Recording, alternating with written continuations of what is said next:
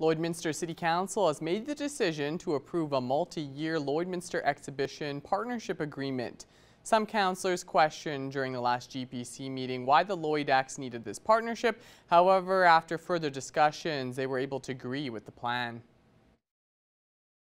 I think we're just trying to reduce a little bit of red tape there. We're not adding new budget money. We're not sponsoring things we haven't sponsored in the past. It's just making it so that it's a longer term commitment, which makes sense for both parties and the betterment of the city from the economic development standpoint. So I think it's a good deal, and with the ability to have some flexibility, that we're not stuck to one specific event or a couple of specific events there. If something new comes along or if we want to change it up, we have the ability to do that, and I think that's important.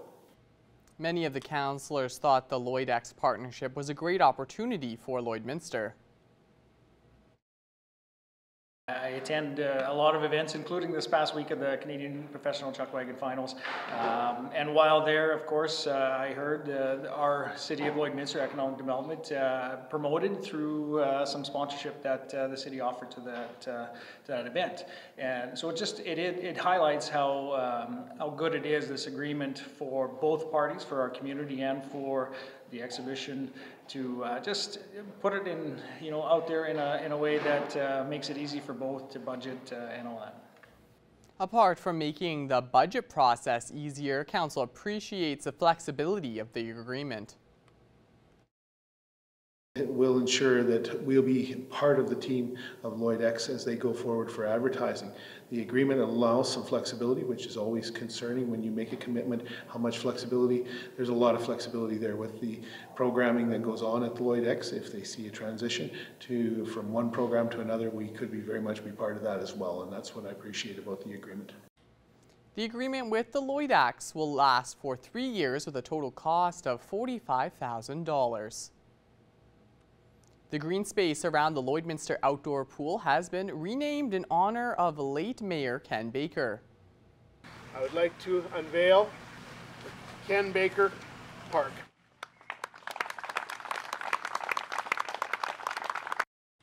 Members of the community gathered today at the former Kinkinet Park, a green area near the outdoor pool in West Lloydminster, to honor the long-serving Lloydminster Mayor Ken Baker. Mayor Gerald Albers was one of the many to speak at the event and touch on Ken's impact in the community. As a new mayor, I treasured every bit of Ken's wisdom and guidance, and I can say with great certainty that time spent with Ken, both in and out of the council chambers, has made me and my fellow leaders better leaders and strong stewards of this great city. Ken Baker and his family were longtime residents of the West Lloydminster region, and Ken was a striving force in major community projects like the Service Sports Centre and the Vic Juba. So dedicated to the community, and he would truly be honored and humbled, because he didn't like a lot of fanfare for himself, and so this is really very, very special. The Lloydex has been running the Chase the Ace fundraiser for the past few months, and the draw is now down to 7 cards. The exhibition says this week's draw could end up with a jackpot of over $1 million. I'm pleased to be joined today here on Primetime Local News with Ray Foy. He's the chairman of the Lloydex Chase the Ace campaign. We're here to catch up on how the Chase the Ace is going as we're getting down in numbers. Ray, first of all, can you give us an update on the status of the Chase the Ace? Well, we're in draw 46 with 7 cards remaining, and this Wednesday's jackpot is estimated at approximately $1.2 million, depending on sales this week. Now, we talked about this a little bit before starting the interview, but at the end of this, someone is going to be walking away with over $1 million. It could be this week, or it could be a little further down the line. Well, absolutely. I mean, it is so exciting for us, and we're very thrilled at the Lloydex. First of all, for the support that Lloydminster and the community has given us, but the fact that we're going to make somebody a millionaire, that is super cool. We're very excited. So this year's Chase the Ace started, I believe, in October, and now we're down to 7 cards. So how does this compare to the first Chase the Ace that was done early on during the pandemic? Well, actually, last year's draw finished off when there were 7 cards left, and tomorrow is 7 cards left as well. So it's actually at the same time, and but whether it goes or not, then we have the same proxy as well. So he's very excited about tomorrow too. And can you talk a little bit about the community's reaction to this fundraiser? I know the first time that this was put on, it was something during COVID to help the X have some sort of revenue. Can you talk a little bit about how the community is coming together to support this? Well, I'm just overwhelmed by the support that the Lloyd and surrounding area has given the Lloyd X. It's definitely helped us, but it's definitely helped the weekly winners too. Like I said, we've given away $587,000 to weekly winners.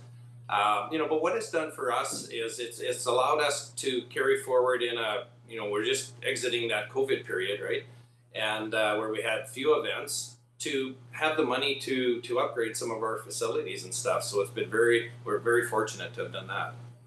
So if people are at home watching this and they're feeling a little lucky, they want to help support the Lloyd X, but at the same time, they want to hopefully win some of this big jackpot. Can you kind of take us through how people are able to take part and buy tickets?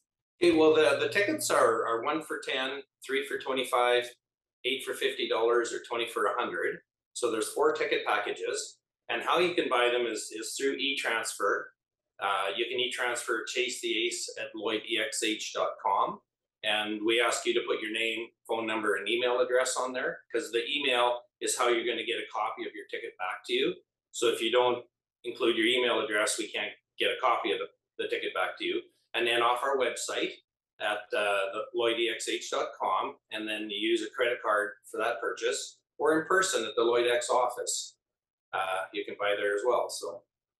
Now, you mentioned proxies earlier, but I think it's important to reiterate that people don't physically have to be there to pull their card. There is a proxy available. Yeah, you bet. So last year, how it was set up was you had to be in attendance, and to draw your card, and if you weren't, the proxy would draw immediately for you on your behalf.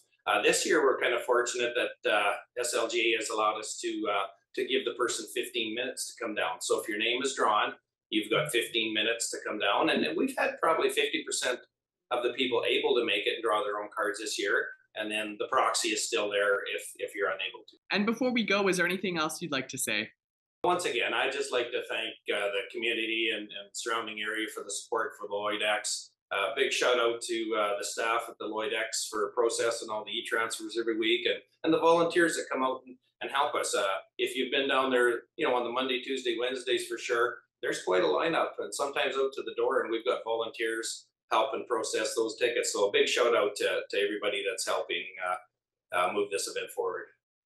Well, thank you so much, Ray, for your time. And now it's time to check in with Marcus Taylor for a first look at your evening weather forecast.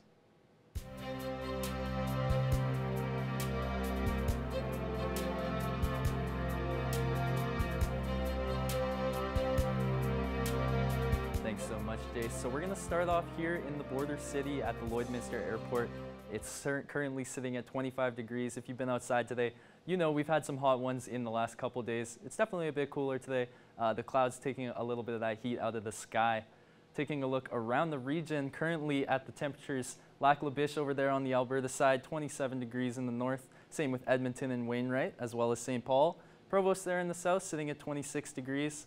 Bonnyville is the warmest up there at 28 degrees in the Alberta region. And moving on, we can see Isle La Crosse up there in the north on the Saskatchewan side, only sitting at 25 degrees, same as St. Walburg and Macklin there in the south, sitting at 26 degrees, same as Maidstone, Green Lake.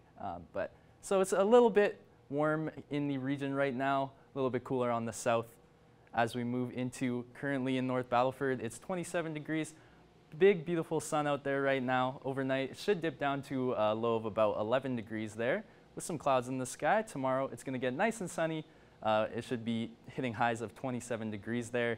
In Cold Lake, we can move on and see that it's currently 26 degrees, some cloud in the sky. Overnight, it's going to dip down to about 14 degrees for the lows there. Tomorrow, it'll be 27 degrees for the high with some cloud here and there, but it should be a pretty warm day nonetheless. Finally, coming back to Lloydminster, as we said, it's currently 25 degrees here. Overnight, we should be seeing lows of about 12 degrees. Tomorrow, it's going to be a nice, bright, sunny day. Should be hitting highs of about 27 degrees. And like we mentioned, tomorrow, it should be nice and warm, 27 degrees with that big, beautiful sun. Take a look towards the weekend. Thursday, it's going to be more of the same, 28 degrees for the high with some sun in the sky, no clouds. Friday, however, it'll be a 27-degree high day lots of clouds in the sky, so maybe less chance to tan if you're looking for some of that. That's all the time we have for weather. We'll be back for more news in a second.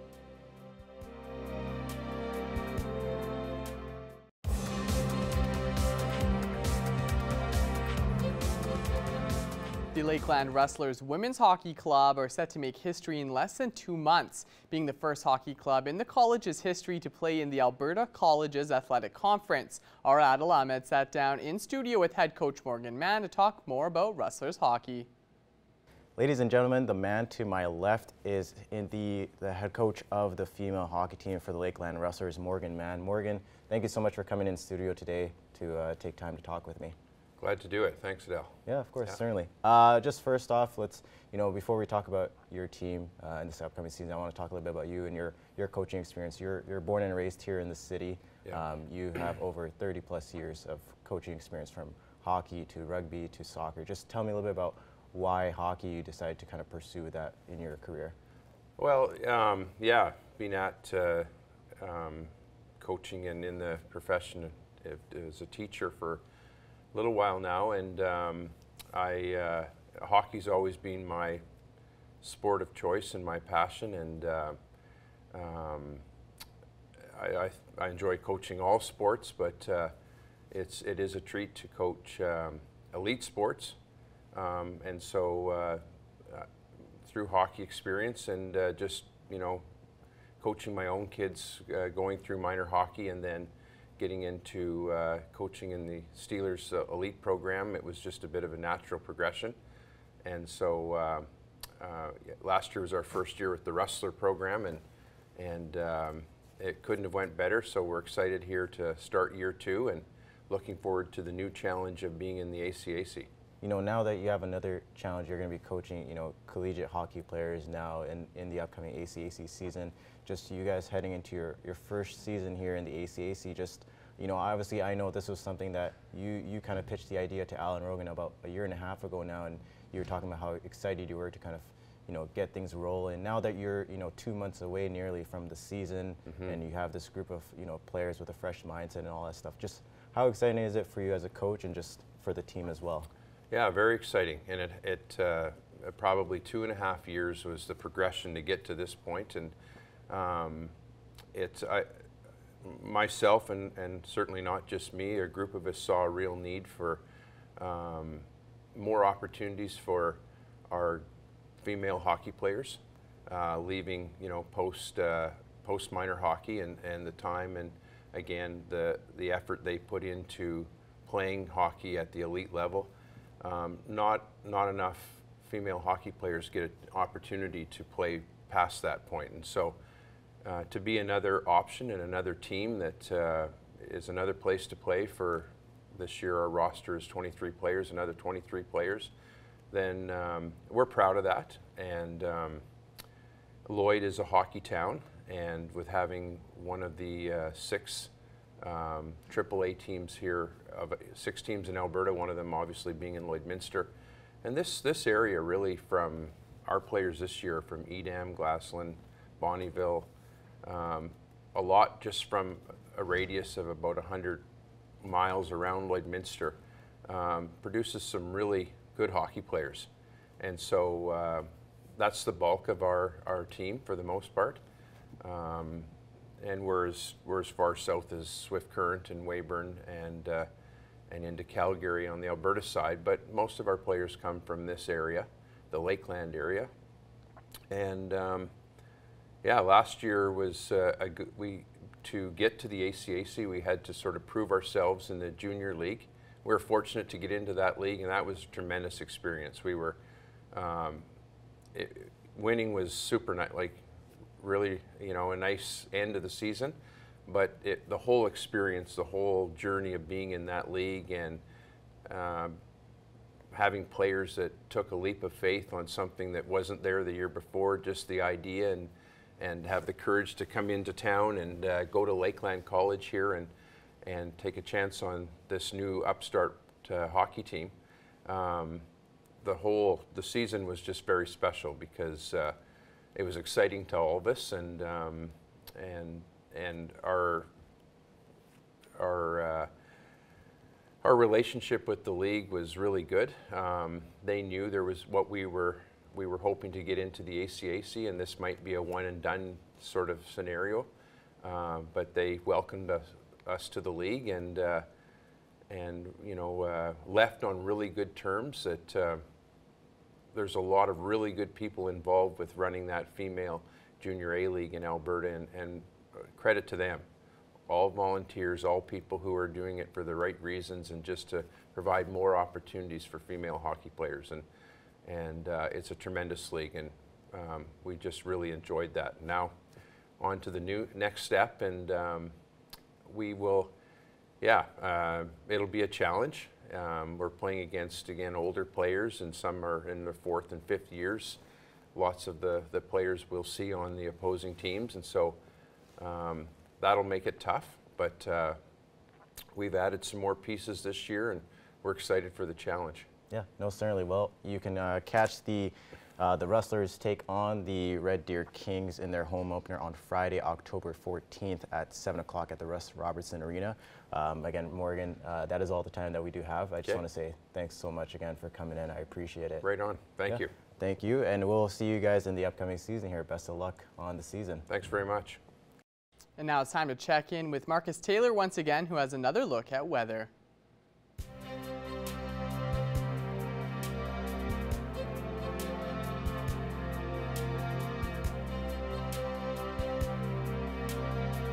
Starting off, we're going to take a look at the current temperatures around the central region. Starting off on the Alberta side here, we can take a look in the mountains and see that Jasper is currently sitting at 22 degrees, a little bit cooler than Athabasca and Cold Lake, which are both sitting at 26 up there in the north. White Quartz sitting at 25. The coolest it is there currently is in Edson. It's 18 degrees there, so a little bit colder than the rest of the region. Looking at the Saskatchewan side, Meadow Lake and Prince Albert up there, 27 degrees both currently, same as North Battleford. Saskatoon sitting at 26. Melfort is the coolest with a current temperature of about 25 degrees. Moving on to the northern regions, the Alberta side here, high level sitting at 25. Peace River at 28, so pretty warm there in Peace River. Grand Prairie sitting at 23 degrees. Fort McMurray also sitting at 23 degrees, so it's a little bit cooler in those regions, but not as cold as Fort Chipewyan, sitting at 19 currently up there in the north. On the Saskatchewan side of things, Uranium City and Stony Rapids in the northern side, it's 16 degrees there, so also a little bit cooler up in the north. Wollaston Lake is also sitting at 16 currently. La Loche, Buffalo Narrows, and L'Orange all sitting at 20 degrees, and Flin Flon is the warmest, sitting at 21 currently. Lastly, we're in the southern regions. Taking a look, currently in Coronation, it's 26 degrees. Medicine Hat sitting at 25. In the mountains there, Banff, it's a little bit cooler. Same with Calgary. It's 18 degrees in Banff currently, 17 degrees in Calgary, so a little bit cooler in those areas. On the Saskatchewan side, Yorkton sitting at 20 degrees over there on the edge. Estevan is the warmest, sitting at 29 down there in the south, so definitely a hot one there. Moving on, we can take a look at our overnight temperatures. Meadow Lake, Paradise Hill, and Unity all going to drop down and hit lows of about 11 degrees. Provost is going to hit a low of 10 degrees, and the coldest that it'll get anywhere overnight is Murnum, where it's going to hit a low of 9 degrees. Some clouds there. Bonnyville, Isle La Crosse, and Pierceland should all stay fairly warm overnight, that being 13 degrees for the low. Taking a look at the tomorrow temperatures around the region, over there on the Alberta side, Lac La Biche is going to get up to 29 degrees for the high. That's going to be the warmest on the Alberta side. Some other areas, Cold Lake, Marwayne, Vegreville, Vermilion, that's going to be pretty average for them, around 27 degrees. St. Paul is going to only get up to about 25 degrees tomorrow, so a little bit cooler there. On the Saskatchewan side, we can see Isle La Crosse is going to be getting up to 28 degrees, the same as Pierceland and Macklin. That's the warmest it'll get on the Saskatchewan side over there for tomorrow. Green Lake and St. Walburg both only going to get up to 26. Lastly, your 7-day forecast for Lloydminster. It's going to be 27 degrees tomorrow with a nice bright sun in the sky. Thursday, it's going to get up to 28, more sun, so if you want to spend time outside, there will be plenty of sun in the next couple days to do that. Moving into the weekend, it's going to be 27 degrees for the high on Friday with lots of cloud in the sky. The weekend might be a little cooler. It's going to be 24 degrees for the high on Saturday, 22 degrees for the high on Sunday, and it's a little bit cloudier, so it might cool down.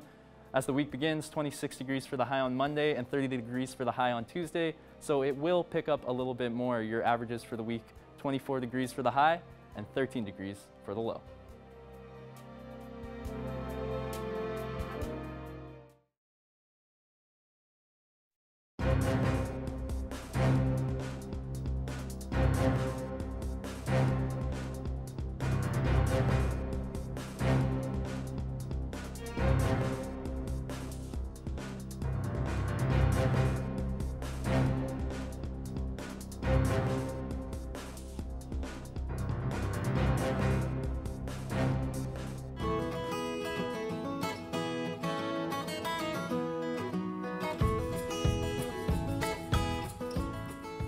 Welcome to this week's edition of Pet Project, everyone. So excited to be joined once again with Nicole from the Border Paws Animal Shelter, and we got some cool ones to show off this week, guys. I don't want to give too much away, so I'll let Nicole kind of introduce our friends for this week. So great to see you, Nicole. Who are we chatting with? So we have a father and daughter duo. They like to hide, but we have, this is Dad right here. His name's Sugar. And then that's his little baby, who is named Baby. They came in with their mom, but unfortunately their mom got sick and passed. So Sugar is now a single father. So, I mean, I'm sure he would love somebody to take him home and help him with some of the parental duties. And then we also, oh, sorry. No, I was going to say they look like absolutely wonderful guinea pigs. Like, obviously guinea pigs are, you know, they're really good to go in pairs. So I imagine those two would be great to be adopted together, wouldn't they, Nicole? Oh, we would love that. They're pretty bonded, so she needs her daddy. Absolutely. And you have another friend to show us this week, I understand. We do. So I may have shown Chandler before, but she is still here. She has been here for 95 days now, so we would really, really like to find her own forever home. She's quite a mischievous bunny, but definitely great personality. Oh, she looks so sweet too. And what was her name again? I'm sorry, Nicole. Her name is Chandler.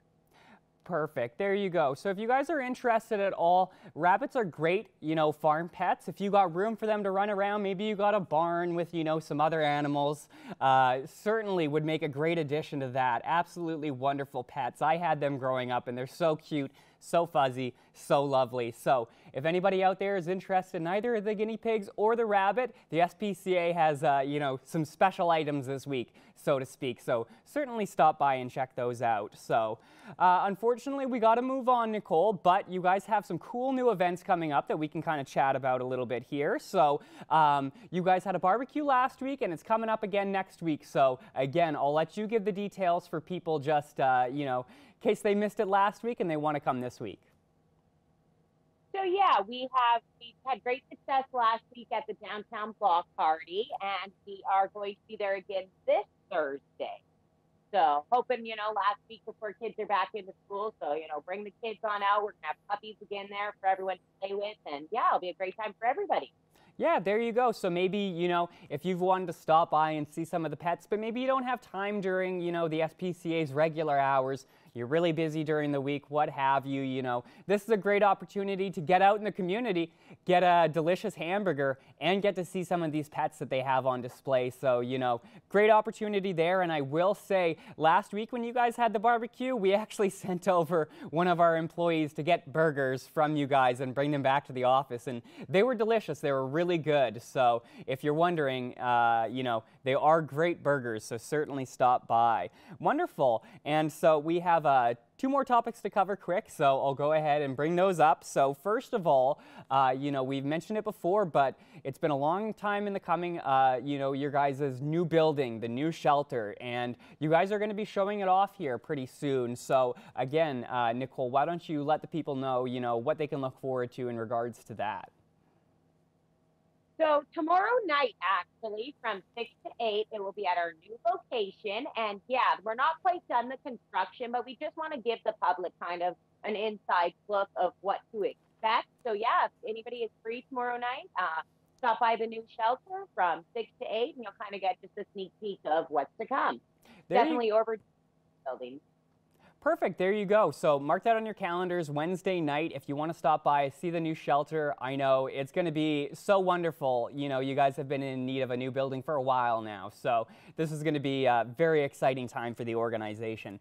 And one last thing to touch on. This one I quite enjoy, Nicole, because I always like to end the segment, you know, asking if there are any physical items you guys are looking for, you know, things like that. And you guys have made it a lot easier for me because you've actually kind of compiled them into an Amazon wish list. So that's really wonderful. So if anybody out there wants to, you know, see what you guys are looking for, or, you know, order something on Amazon, make it nice and easy for you guys, how do they go about doing that? And, you know, what's on the wish list right now? So yeah, you can just go right onto our Facebook page or our website. We have a link there to our Amazon wish list, and we have everything on there from food, toys, bedding, syringes to do vaccines. So, I mean, really, you only want to buy something small or something big. There's a little bit of everything on there. And right now, the one thing we're mainly needing is actually guinea pig and rabbit food.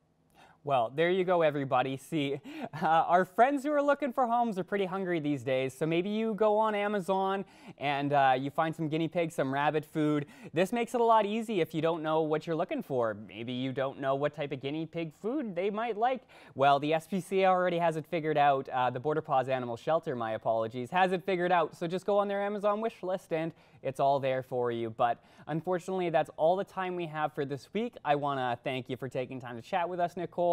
And I want to thank all the pets for being super nice and coming to see us, visiting the viewers. So thank you so much, and we'll speak with you guys again next week. Bye. Pet Project is sponsored by the Pet Pad. For total pet care, think Pet Pad.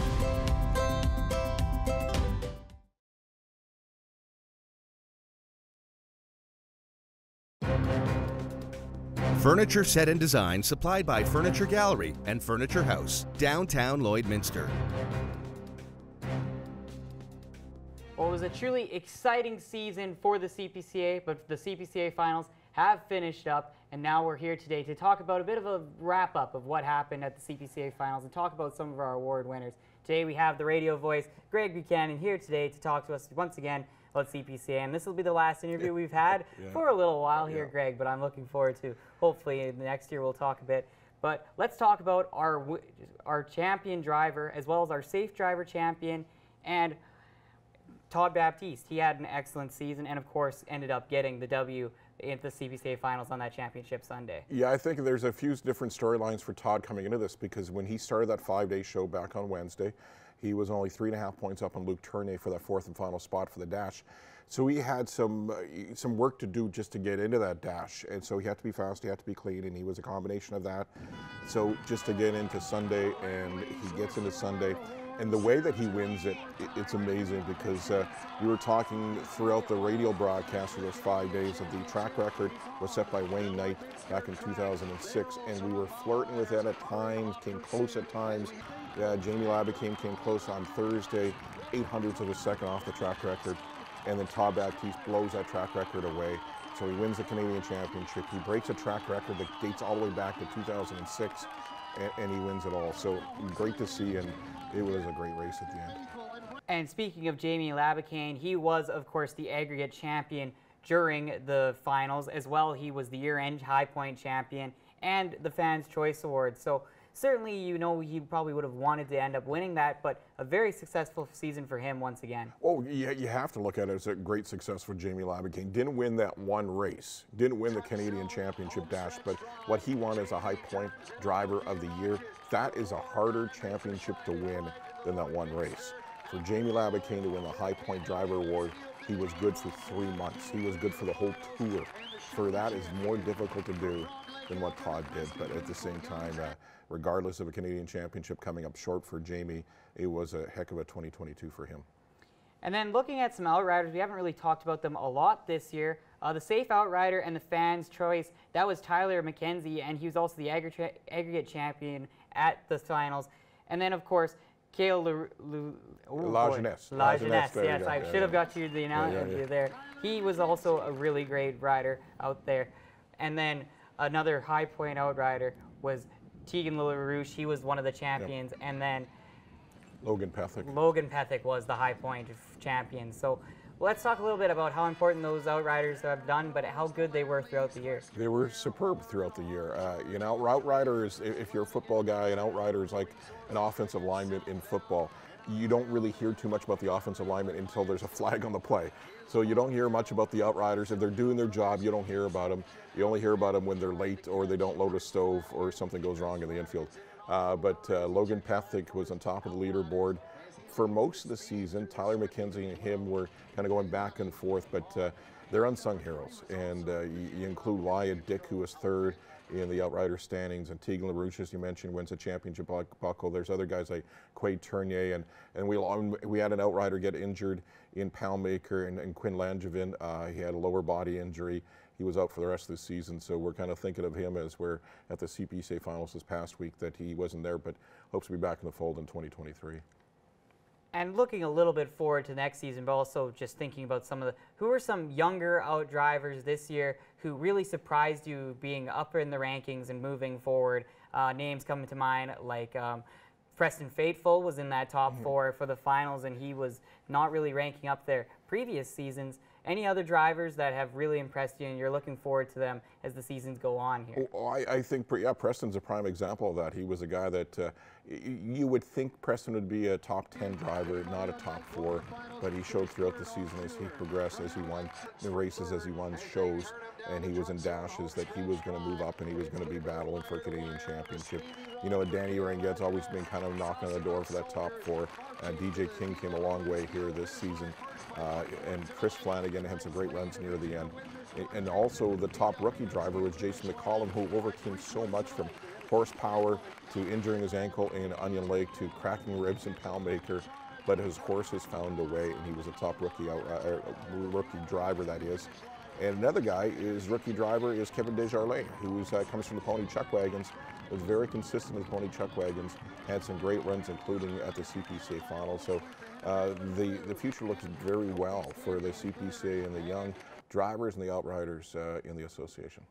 Yes, for sure. It's going to be yet another. It was an exciting finish this CPCA season, and we're certainly looking forward to next season. So for the last time, I've been Thomas Wildman, and this has been Greg Buchanan. And we'll see you guys next year for more CPCA action.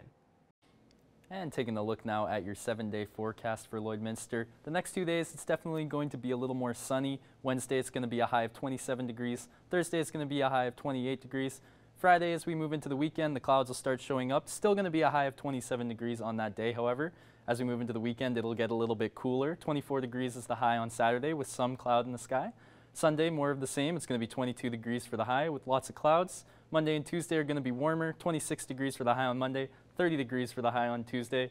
And your averages for the week, 26 degrees for the high and 12 degrees for the low. Thanks so much for that, Marcus. And thank you for joining us for our first hour of Primetime Local News. But stay with us, our second hour continues next.